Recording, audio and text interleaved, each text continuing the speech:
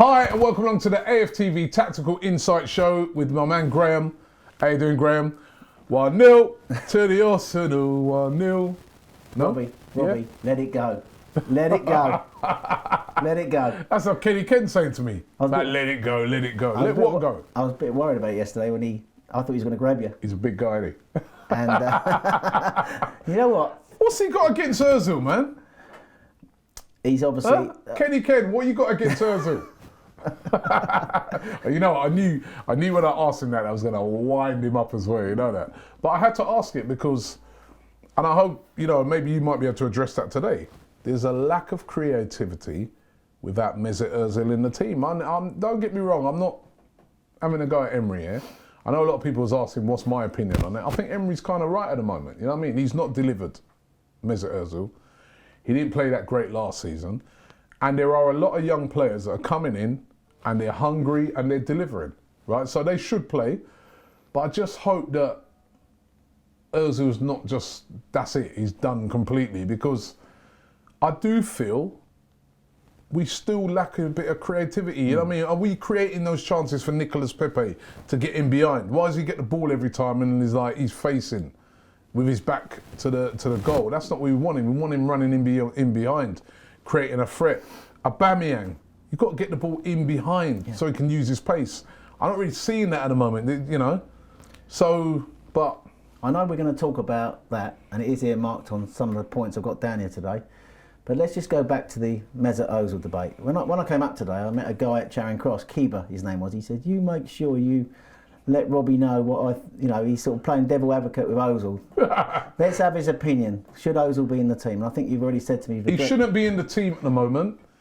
And Emery's probably right when he says that he doesn't deserve to be in the squad at the moment, because I think if I looked on that bench, there's players ahead of Ozil, the way they've been playing. However, I don't want him bombed out completely. What I would like the manager to do is to get Ozil to start playing to his philosophy, which is obviously brilliant when you're on the ball, but when you don't have the ball, you need to work. Now, if he can get similar to what I keep pointing to like Aguero with Pep, where Pep came in and he dropped Aguero because he said to Aguero, you're not working hard enough.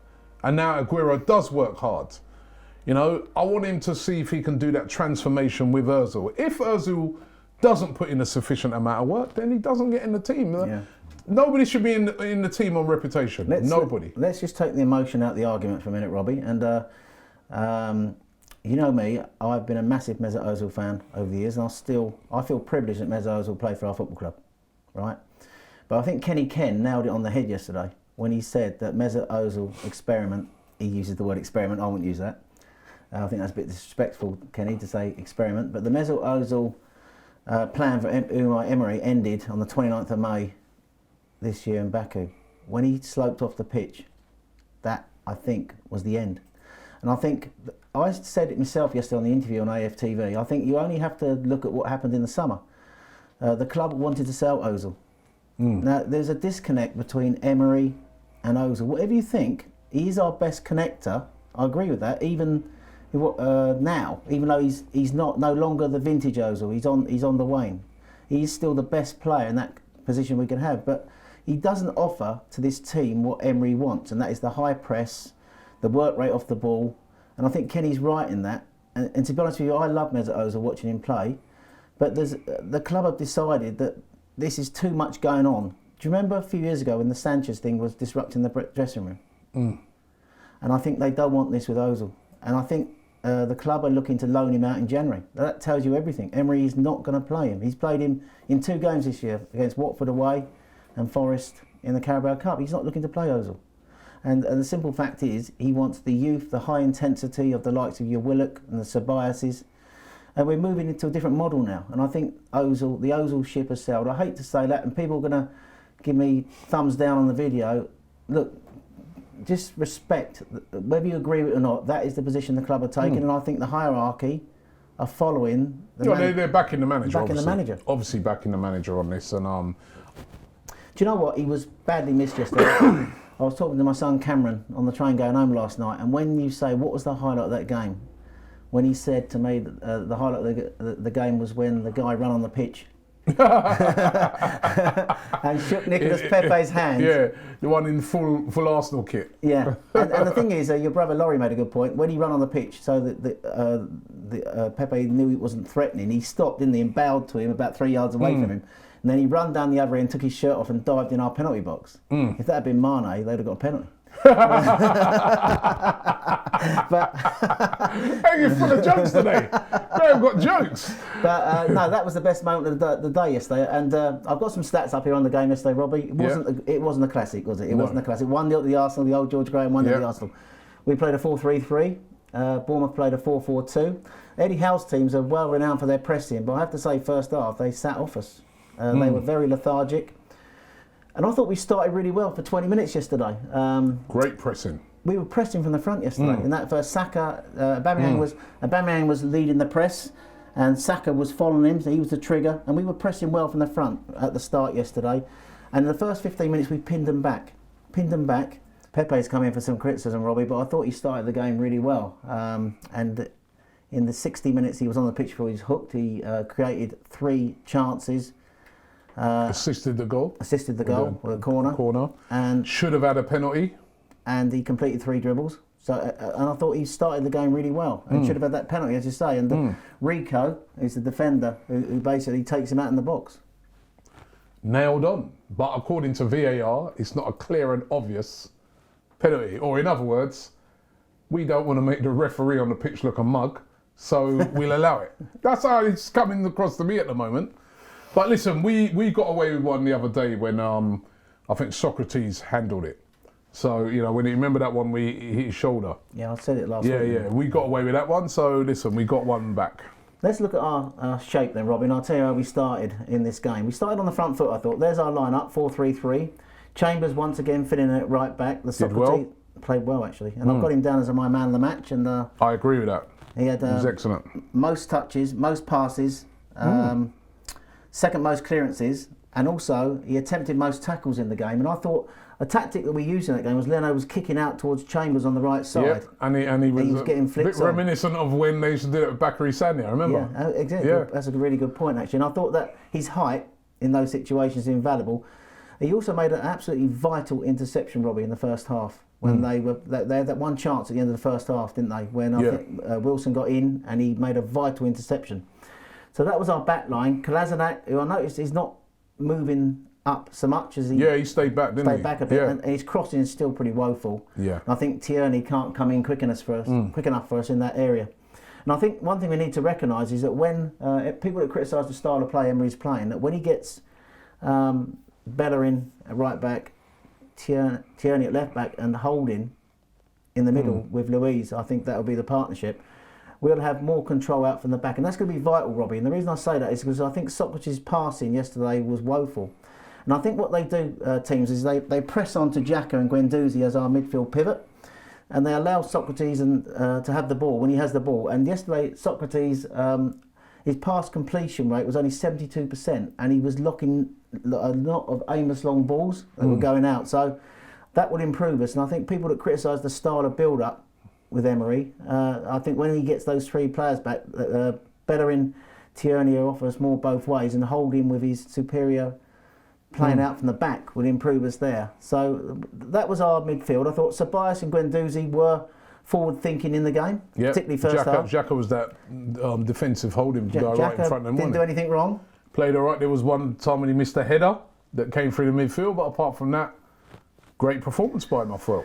Yeah, so the questions have to be asked then. For 25-30 minutes, we started well on the front foot and scored our goal. Pepe with the assist, Louise with the header. But after that, it's almost like we sort of retreated into our shell again, content on the 1-0. Bournemouth sat off us in the first half.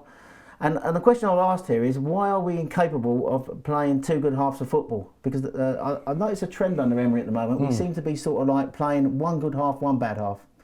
First half I thought was okay, we took the lead, but second half, when we came out, we became totally passive. And the pressing, we talked about the way Aubameyang led the press with Saka and Pepe, but second half we stopped doing that. I know you can't press for the whole game, but at the end of the day we started sitting off them, and we gave them a foothold in the game.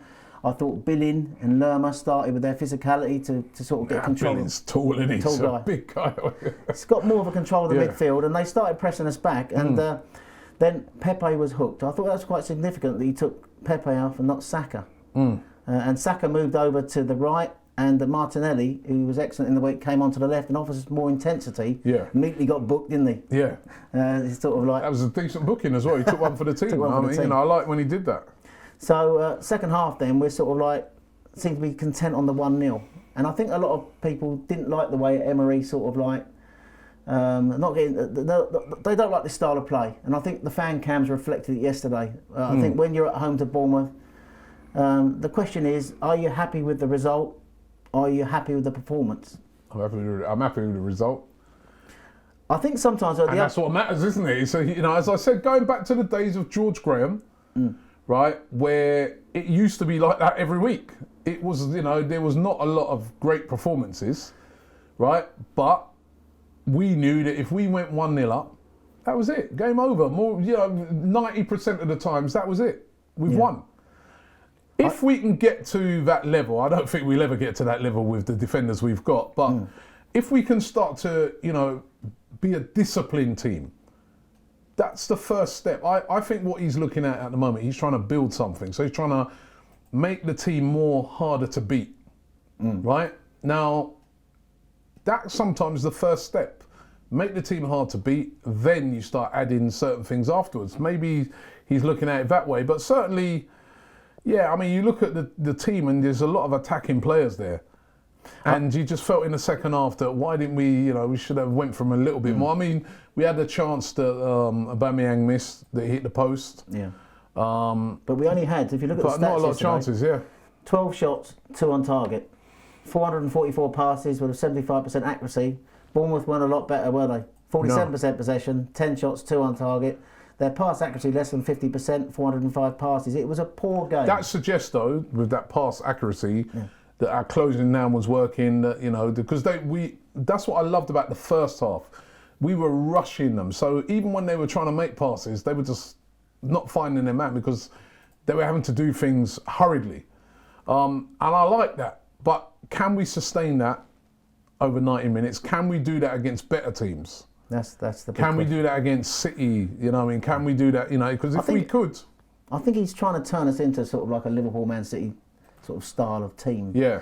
With, you know, the difference between him and Wenger's styles is stark. And I think he likes to sort of like high press a lot of the time, win second balls, and control possession and attack. That's what he looks to do. Yeah. Instead of building through the thirds in the way Wenger used to do. And I think we are slowly but surely becoming a transition team. I've said this before, transition is where football is now, Robbie. Teams winning the ball on transition and transitioning on teams. Well, you saw it with Wolves against Man City. Yeah. You know, they're very good at it, Wolves. I don't know what you thought. I've noticed this season that David Luiz has been bringing up defence back a lot. You know, I think the back four take their positions from Luiz, and Luiz has come in because he's got a lack of pace. I think he sort of like pushes the defence back, and there's a big gap sometimes between the attack and the defence, which creates problems for the midfield and allows teams to transition through us. I don't know if you saw that yesterday, whether you felt like the defence was sitting too deep. You're inviting Bournemouth. Second half, definitely. Yeah. We were sitting too deep. We were inviting a lot of pressure on. Yeah.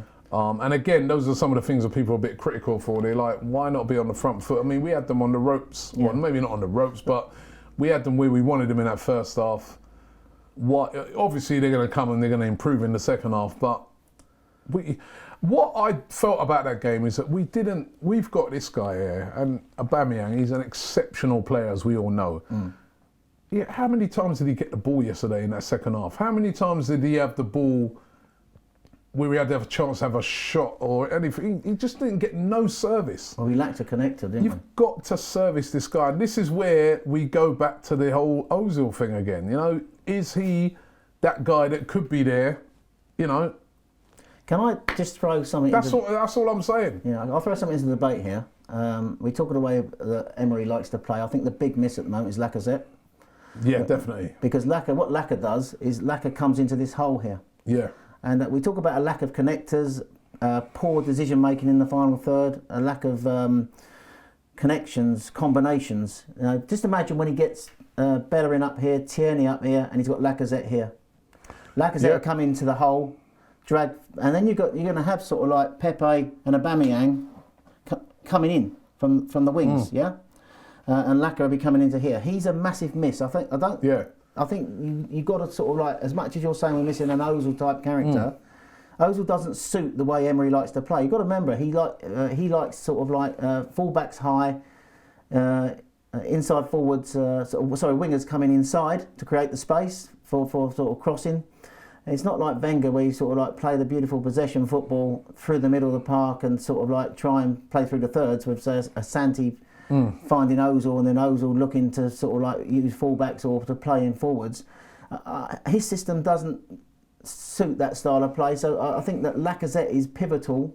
The fullback, when he gets his fullbacks back, the Bellerin and Tierney offers more. And Klassenak's crossing in that first half, he got into some good positions, but it wasn't good enough. I think Tierney, we've noticed when he's come in, can deliver a cross. The thing is about it, right, is that where, you know, and I've heard some people getting on Emery, and I can't believe it, this early in the season, where we have to praise Emery. We've only lost one game. And also, when the point that you make there, I heard people saying about Man United and, how they're missing, Martial, Pogba. In effect, those two guys are big misses. But you've just made the point there, and we've been missing these guys for a long time. Yeah. We haven't had them since the start of the season. Yeah. Tierney and Bellerin, they changed the whole dynamic of the team. Although Bellerin's going to have to step up to get Chambers out the way he's playing, but Bellerin and Tierney, right? Holding playing out from the back. Holding as well, and Lacazette. You're talking about 4 starting players that haven't been playing. And if we can get those 4 back into the team, and they're there now, I mean, Holding's, he's in the squad, so, he's knocking on the door. Yeah. Bellerin and Tierney, hopefully after the international break, will be ready for that start. And then Lacazette, I saw he's doing a lot of training and that, he's getting back. That's a good team. That if Emery can get it playing, we've only lost one game so far this season, and that was to Liverpool, right?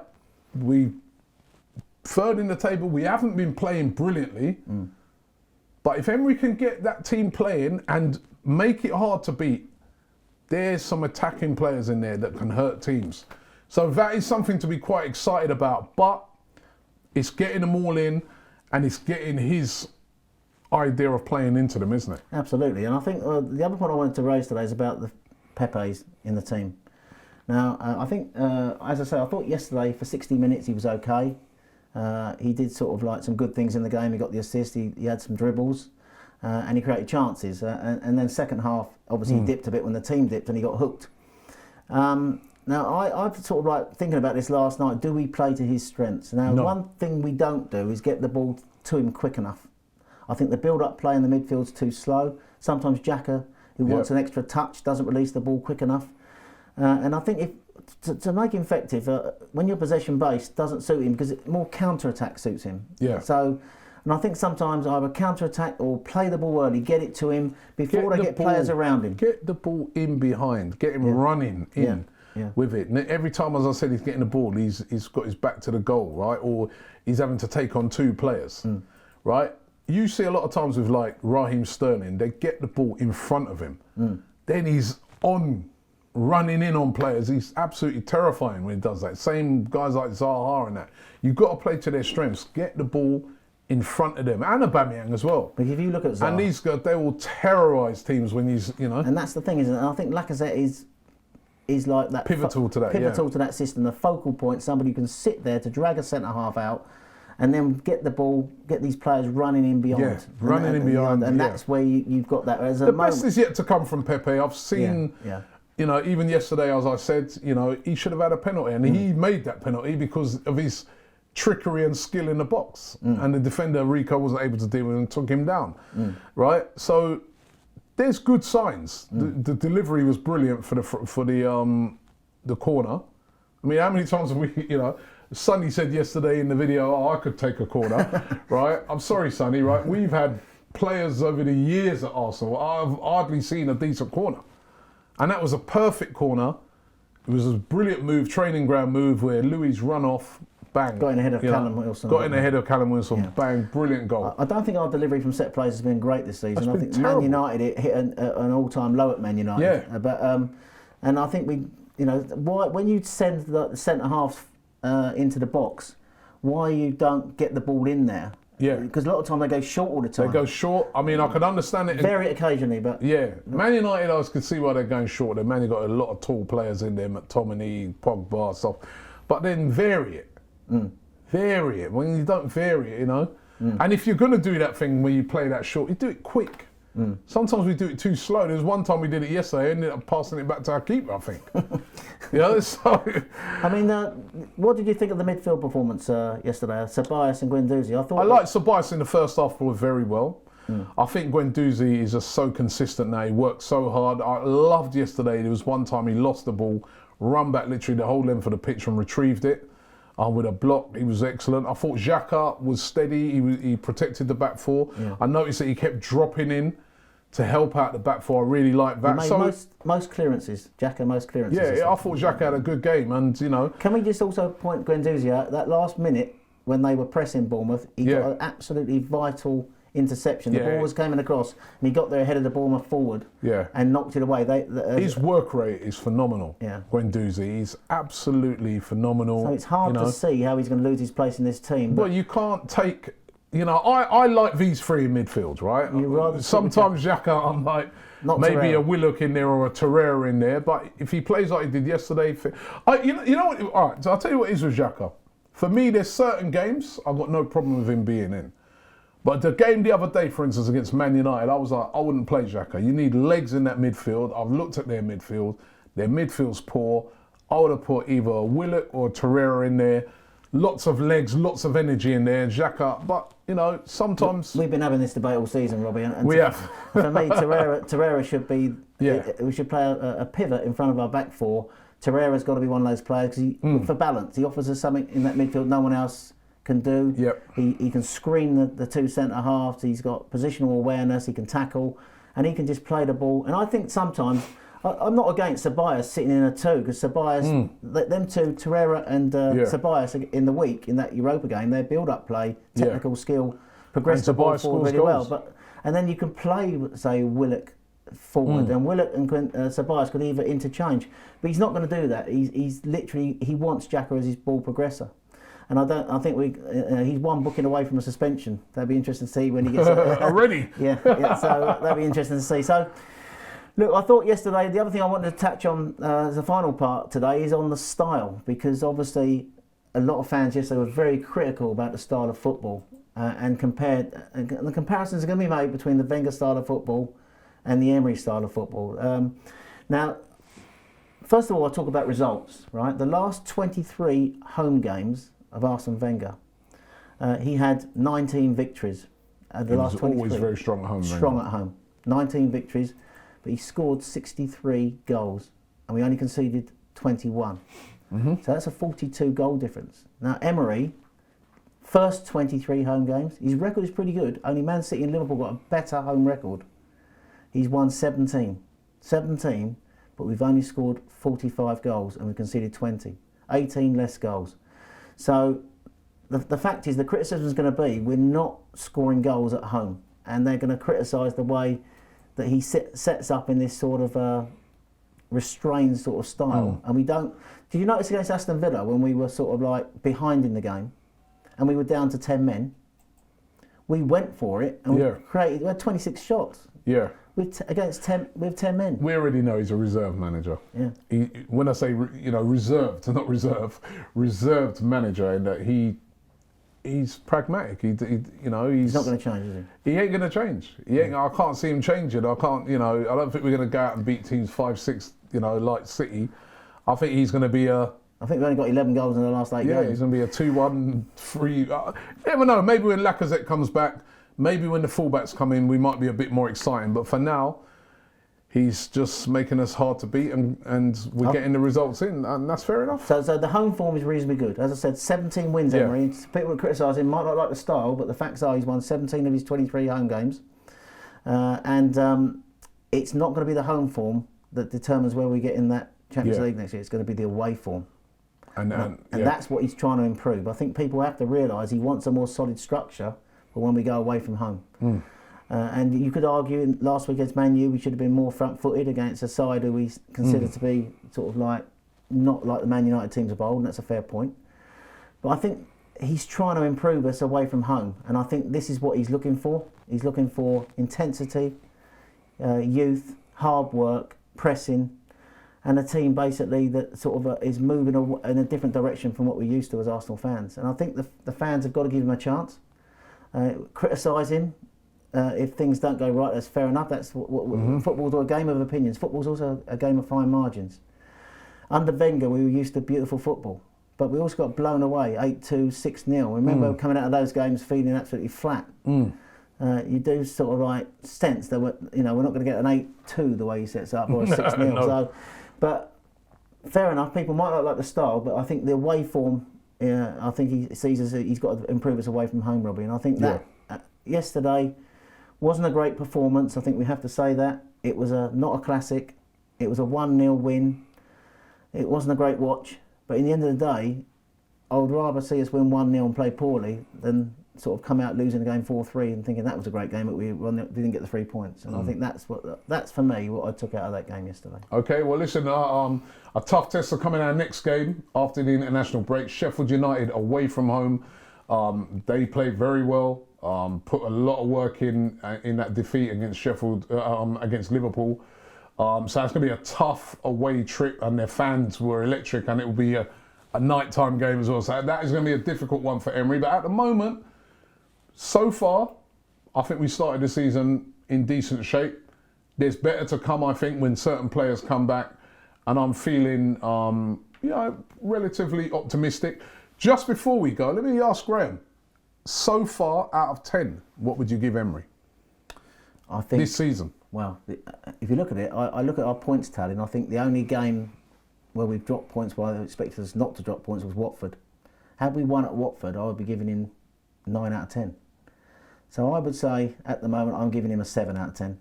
7 out of 10? But having said that, we're third in the league, so I'll change that to an 8. An 8? Now, Liverpool, Man City, we think we're only 1 point behind the 1 billion squad. 1 billion Man City have spent. We're only 1 point behind them. So why don't we just sort of like think to ourselves, okay, let's put a bit of pressure on, sort of like not get ahead of ourselves, but sort of like thinking, we could drop to 8th if we lost at Sheffield United. That's the other side of it because it's early in the season. But let's think to ourselves, we are third in the league, and the two teams are above us. The teams are expected to be above us. Yeah. So on that, you have to say he's doing pretty much what we would hope. Yeah. If he gets us a third place or even in the top 4, that is his remit for the season. Okay, 7 out of 10. You give me 8 out of 10. I'd have probably stuck with a 7. I'd say still. Because of style. Still, that Watford game. That one done me. The Watford game and the Tottenham game. The Tottenham game, we went 2-0 down. I was really disappointed with how we played in that first half of that game. And then the second half of Watford was disastrous. However, I'm giving him that 7 because, like you said, we sit third in the league. We've only lost 1 game so far this season. Only Liverpool have got better in when it's come to win rates. They've won every game. We've only lost 1 game. We're in good shape at the moment with players to come back. And I like the way that he's giving the young players a chance to shine. And actually, if I was going to include the Europa League stuff in it and stuff like that in it as well, maybe I'd increase it to an 8 as well. I think you're right, actually, Graham. I'd have to increase that to an 8. I think what's blinding us a lot is that Watford thing. But I think what we also got to say, this team under Unai Emery is undoubted that they are showing a lot of fighting spirit. The comeback against Tottenham, the comeback against Villa. We were goal down against Man United as well at Old Trafford, right? And we've come back in all of those games. So the spirit is there, the work and application is there. Now, can he add that extra oomph to it that really starts to really get us performing? Because we've not really, apart from in the Europa League, we've not really played no team off the park yet. And that's what I'd like to see in the next sector of games. Just one final point, Robbie. That Watford game, I think, said everything. Because remember we moaned, we came out of that ground, 31 shots at us that day. They were literally, there was gaps between our defence and our attack were massive. And they were transitioning straight through the middle of through the middle of the pitch. They had 31 shots at our goal that day. And Ozil played in that game, didn't they? Right, so, and they had 31 shots at our goal. So I think on the back of that, he doesn't want teams. We can't afford to give up that amount of shots, and we are.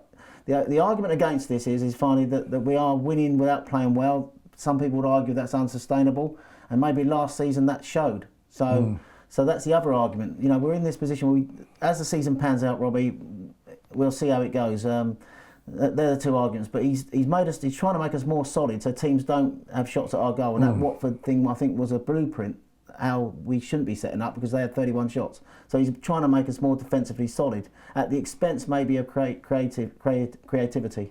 But as you say, I mean, we criticise him. Maybe the style's not what we like, but at the end of the day, if he gets us in that top 4 and back in the Champions League, I think that's a job well done. Okay, for everybody watching, would love you to give your marks out of 10. Jump into the comments and give your marks out of 10 for Unai Emery and Arsenal so far this season as we go into international break. Thank you, Graham. Graham will be back after the Sheffield United game in a couple of weeks' time. But thanks for watching, and subscribe to AFTV.